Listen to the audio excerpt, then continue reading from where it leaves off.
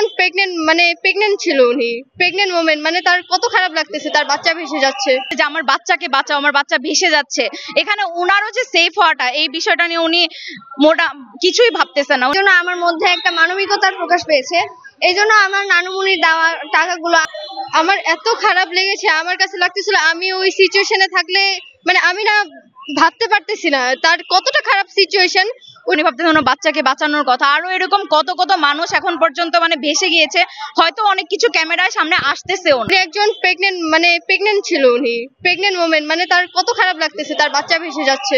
যে মানুষগুলো আর্তনাদ করতেছে, আমি এবং আমার টিম যদি আসলেই অতটুকু পর্যন্ত যেতে পারতাম, আমি অবশ্যই সবাইকে চেষ্টা করতাম আমার যতটুকু সম্ভব সেভ করার এবং আশ্রয়স্থানে নিয়ে আসার। কারণ সত্যি কথা বলতে গেলে ফেনীর অবস্থা আর কুমিল্লার অবস্থা খুবই বাজে, খুবই বলার বাহিরে।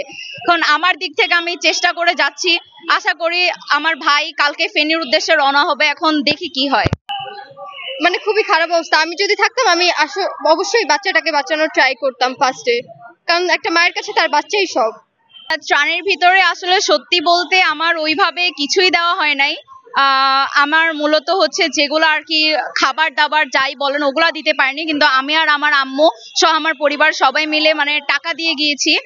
অবশ্যই সত্যি কথা বলতে খুবই ভালো লাগতেছে, কিন্তু বিষয়টা হচ্ছে যে আমি আসলে ওখানে গিয়ে মানুষকে যদি হেল্প করতে পারতাম আমার কাছে মনে হতো যে আরো বেশি ভালো হইতো। আমি যে ক্যাশটা দিয়েছি বা খাবারটা দিয়েছি এটা আমার কাছে অপূর্ণ লাগতেছে। মনে হচ্ছে যে আমি যদি ওখানে গিয়ে কাউকে সাহায্য করতে পারতাম, একজনকেও সেভ করতে পারতাম, তাহলে আমার কাছে খুবই ভালো লাগতো। আমার কাছে তো দেখে ভালোই লাগছে। এখন যে আমরা যত মানুষ এখানে ত্রাণ দিচ্ছে, জায়গাটা ঠিক মতো, মানে ত্রাণটা ঠিক জায়গায় গেলেই হয়।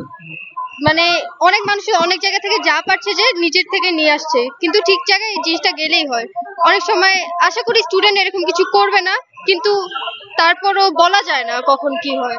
তো আমি যে যাদের জন্য ত্রাণটা দেওয়া হচ্ছে ঠিক জায়গায় ত্রাণটা যাক।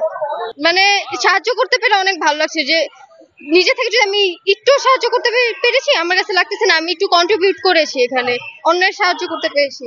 মা আর্তনাদ করতেছে, উনি অবশ্যই ওনার কথা তুলনা হয় না। উনি যে বলতেছে যে আমার বাচ্চাকে বাঁচাও, আমার বাচ্চা ভেসে যাচ্ছে। এখানে উনারও যে সেফ হওয়াটা, এই বিষয়টা নিয়ে উনি মোটা কিছুই ভাবতেছে না।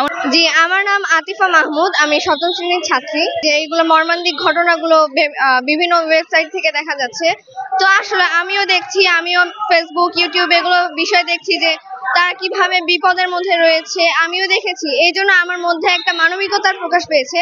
এই জন্য আমার নানুমনির দেওয়া টাকাগুলো অসহায় মানুষদের জন্য আমি দিয়ে দিই, কারণ আমার মন চায় যে আমিও সাহায্য করি, আমিও এই মানুষগুলোর পাশে দাঁড়াই। তো এই জন্য আমি এখানে এসেছি এবং আমার জমানো টাকাগুলো আমি এভাবে দিয়ে দিচ্ছি মানুষকে। আমি বাবার সাথে এসেছি।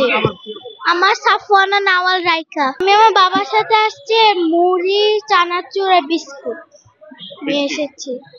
অনেক মানুষ মরে যাচ্ছে পানিতে, অনেক মানুষ ছাদে উঠে মানে পানির জন্য ছাদে উঠে যাচ্ছে। অনেক অনেক সাপ পোকামাকড় আসছে পানির সাথে।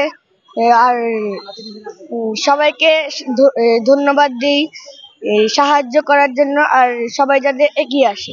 আমার ভাই আর আমরা সবাই হচ্ছে অনেক টাকা আর আর অনেকগুলো কাপড় নিয়ে এসেছি সাহায্য করার জন্য।